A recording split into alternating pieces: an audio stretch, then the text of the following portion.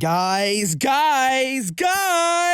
The Nightly Manor episode 4 is out! It is! And wow, it's really different now. The increase in quality is really surprising. It feels like such a great display of so many different talents. From the animation, to the music, to the story, it's all really good. I'm really excited to talk about all of it, but we should first start with a quick recap of the story. So, ever since the events of the first chapter, Sketchpad has decided to move out of his office, and Top Hat has been quietly living at home, grieving over losing GPS. Sketchpad decides to visit Top Hat so he could talk about the events that went down at the mansion with him. Suddenly, he sparks the idea of building a recovery center and drags Top Hat to the local Home Depot or whatever it is to buy materials. Top Hat protests at first, but along the way, his memories of GPS in the mansion drive him to help Sketchpad with the recovery center. So after a quick cinematic masterpiece, we'll get to that soon, they managed to build the machine. Unfortunately, it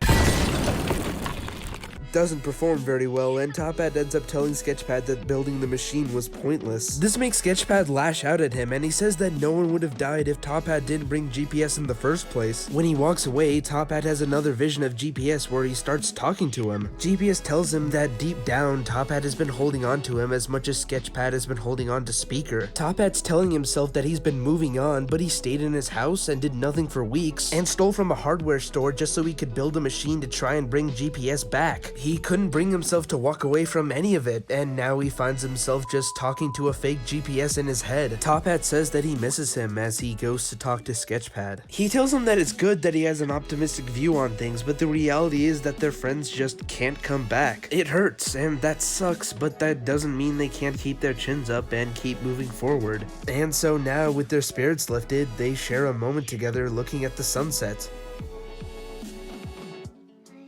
So yeah, this episode feels so much more thought out and effective compared to the other ones. It's paced much more naturally and the characters act so much more like people. In chapter 1, it kind of felt like things were just happening, you know? Like, boom, the floor's gone, this guy's dead, this guy's dead, this guy's dead, GPS is talking to a text thing now, here's a flashback for no reason, and boom, explosion, chapter over. Like, the events didn't really connect, they just happened. And almost all of the character actions just seemed to happen because the plot demanded it. But here, there's a much slower pace that makes sense, it takes up more time. The events feel connected and it makes the ending feel much more satisfying. Top Hat and Sketchpad feel like they led the story instead of being ushered by the plot. It actually made me care about these two. And speaking of which, I'm gonna be honest, after watching chapter 1, Sketchpad and Top Hat were two of my least favorite characters in the show. As you probably know if you've seen my video on the first chapter's finale, I found Sketchpad to be pretty annoying. His jokes always felt forced and awkward and weirdly fourth wall breaking, and he just stuck out like a sore thumb, which was weird to see in a show that was otherwise very serious. And Top Hat was just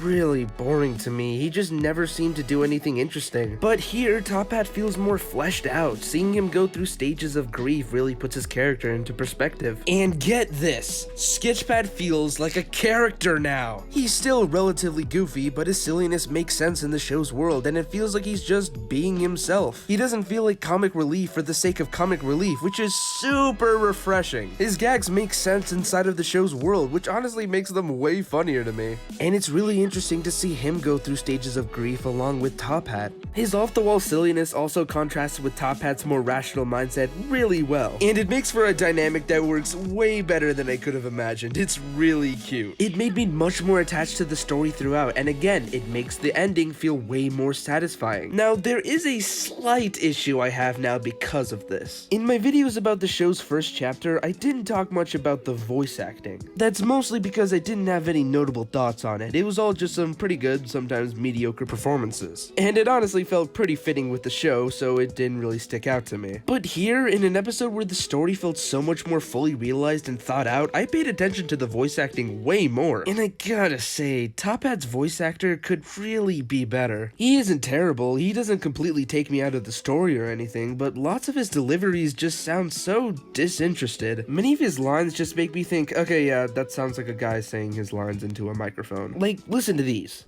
I get it. Look, it's just been really hard these past few weeks, okay? Well, maybe what I need is some space.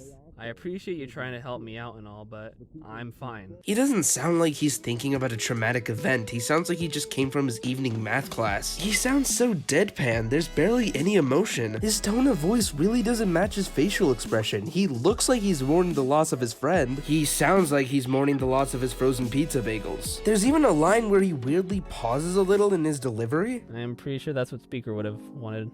Like, was that really his best take? I have nothing personal against his voice actor, but I feel like you should pay just a little more attention to his line delivery. It could really go a long way in making Top Hat a more believable character. Alright, those are pretty much all of my thoughts on the story. Overall, I'm really surprised by how nice it was. But something that also really surprised me in this episode was the visuals. Chapter 1 already looked really good, but here the backgrounds in particular just look amazing. Each setting just evokes emotion. Everything's incredibly atmospheric. The lighting and colors just work together beautifully, and it ends up producing absolute eye candy. And if we're gonna talk about this episode's visuals, there is no way we're not talking about this montage. The montage where Sketchpad and Top Hat look for materials and build the machine is hands down my favorite part of the whole series. This animation and the creative visuals take advantage of the song so unbelievably well. It's like Alan just unleashed his visual creativity as much as he possibly could, and it turns the montage into something that just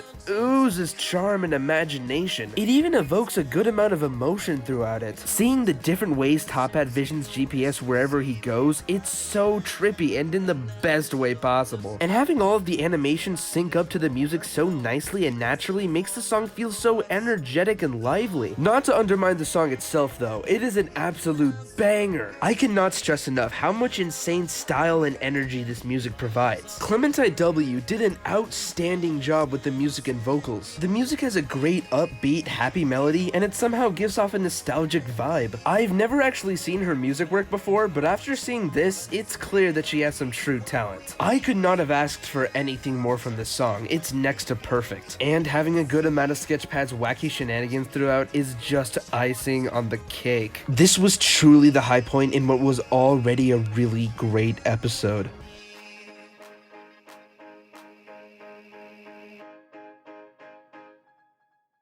It's almost hard for me to believe that this was made by the same people that made Chapter 1. This one episode alone was shorter than the entire first chapter, and it had a way more engaging and effective storyline in pretty much every way. I don't really know how this change happened since it was just so sudden, but however it happened, I can safely say that it was a very good change. I hope Alan and his crew keep up the great work, because if the rest of Chapter 2 is as good as this episode, we'll be looking at a really great show. I'm so excited to see the Nightly Manor grow into something even greater.